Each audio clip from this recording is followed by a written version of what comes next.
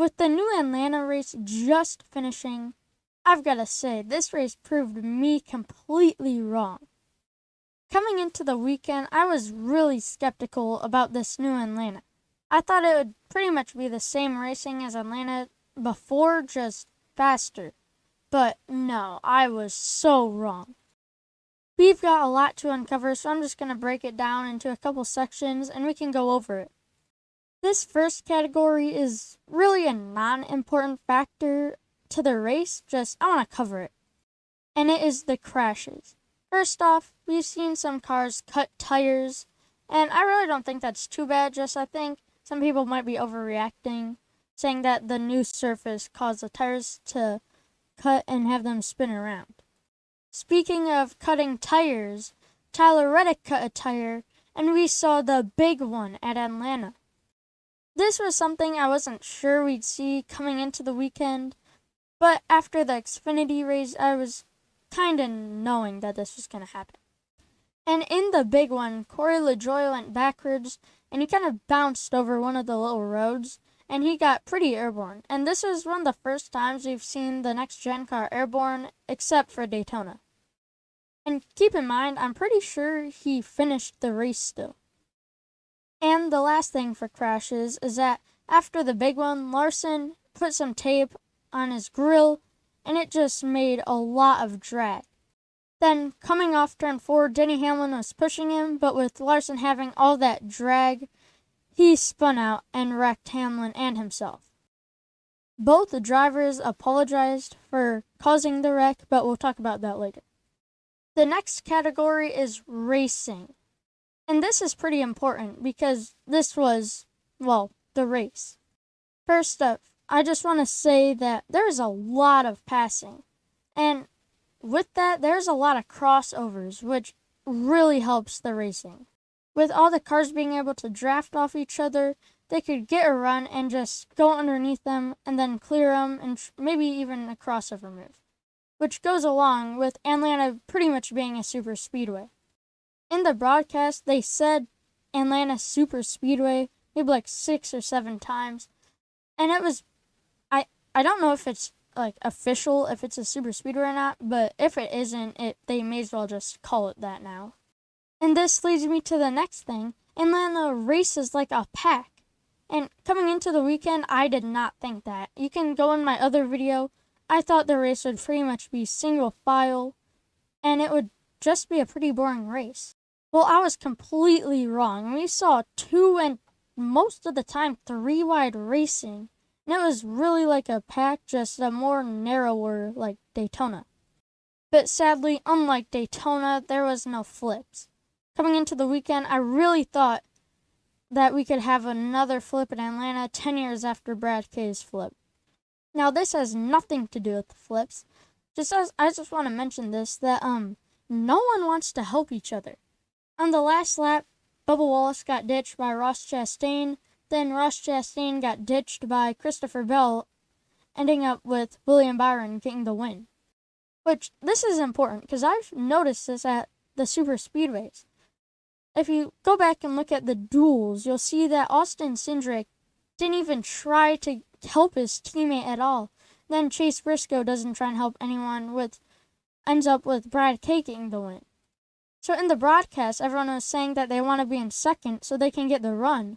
I'm starting to think that you just want to be in first because no one can get the run.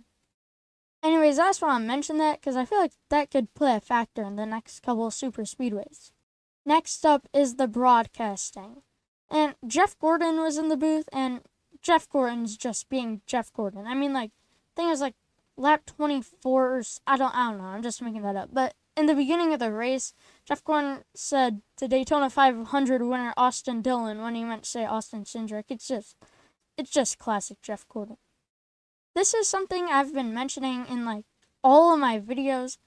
I really think they should just have less commercials. I mean, like, it was lap 10 and they had a commercial on. It's like lap 10, you got 10 laps in the race and there's a commercial. And I don't know, it wasn't even a caution. And then also for the broadcasting, Noah Gragson, I can't say his name. He had a hard hit. I think it was lap 25, I don't know. And then Mike Joyce said that was going to be the competition caution. His NASCAR decided that was going to be it. Then 2 seconds later, he's like, oh, wait, never mind. NASCAR changed their mind. And I was like, dude, really? It's like, it's not that big of a deal. Just, I feel like it's a little weird. They should try and not to announce it until it's actually official. And this is a little thing I noticed. Lap 184. I haven't heard the broadcasters mention Kyle Larson's name once. Now, obviously, that all changed. He got in a wreck and everything. And they said it like 10 times after that. Just, I'm saying, it took him 184 laps to say his name. And next up is just the Gen 7 car. Really, I just think this is really good racing.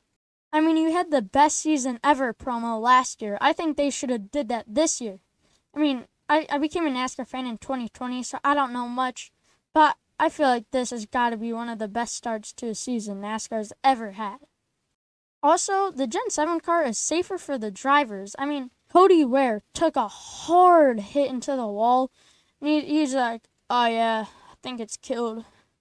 It might be killed, I don't know. And it just, I don't know, it was a giant hit. I didn't even know how he could be accepting the fact that it could still be drivable. Then Bubba Wallace just had a horrendous crash on the last lap. I mean, like, he just got slammed into the wall. And he just took the window down. Obviously, he was a little sore. He's gonna be sore for that hard of a hit. Just, I'm saying, for that to happen and him to just walk away like nothing happened, it's like, wow. Also, I mentioned it before, Noah Gragson had a hard crash. No one was near him. These cars are harder to drive. You saw him spin out in Atlanta. I believe it was Charlotte. They were testing the next gen car. Off turn 4, like 10 drivers spun out. Then Auto Club, you had guys spinning out on their own. And I think maybe some people spun out on their own this race, but I'm not too sure. And lastly, for the Gen 7 car, this car really evens the playing field. I mean, I know we already knew that in the beginning of the year, but I think it's official now that Tyler Reddick can pretty much win now. We're just waiting for it. I mean, Ross Chastain, in the last 3 races, he's gotten top 3s. And last year, I don't even know if he got a top 3 at all. I mean, he might have. I don't know. I didn't look it up. But, I mean, just for Ross Chastain to get a top 3 races in a row, that's really good. And then you got Daniel Suarez. I don't know where he finished. He might have been like 4th or 5th. And then Bubba Wallace. Yeah, he won last year. But that was at Super Speedway. And yes, this is Super Speedway too. Well, actually, I guess it takes away the whole fact. But anyways, what I'm saying is that this car just really, really evens the playing field. And like, I believe BJ McLeod was leading for a sec after not pitting. But then he eventually pitted. But, I mean, BJ McLeod was leading for a sec. Now, I'm going to end this off with just some good stuff.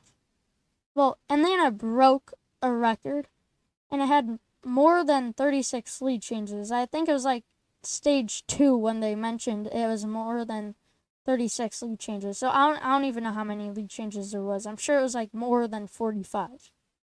And at 67 laps to go, they mentioned that 19 different leaders have led.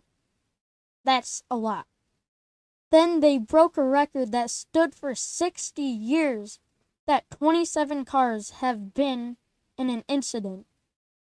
And then I mentioned this before. I was watching the interviews with Kyle Larson and Denny Hamlin after their wreck. Kyle Larson said it was his fault. Denny Hamlin said it was his fault. Just, they were both apologizing, kind of. But they both said it was their fault. So, I don't even know why anyone's calling Denny Hamlin a crybaby at this point. Now, this one also includes Denny Hamlin. This was just a good moment, to me at least. I mean, Denny Hamlin is a veteran, and Tyler Reddick is only in his 2nd or 3rd year racing. And it was just cool because I believe it was for the comp caution that Denny Hamlin told Tyler Reddick to go left headlight below where he was running. And it just made them both go to the front. And I thought that was cool. That Denny Hamlin, who knows a ton of stuff and has all these tips and tricks, is teaching Tyler Reddick how to get to the front. And I just thought that was a really cool and like heartwarming fact, I guess you could say.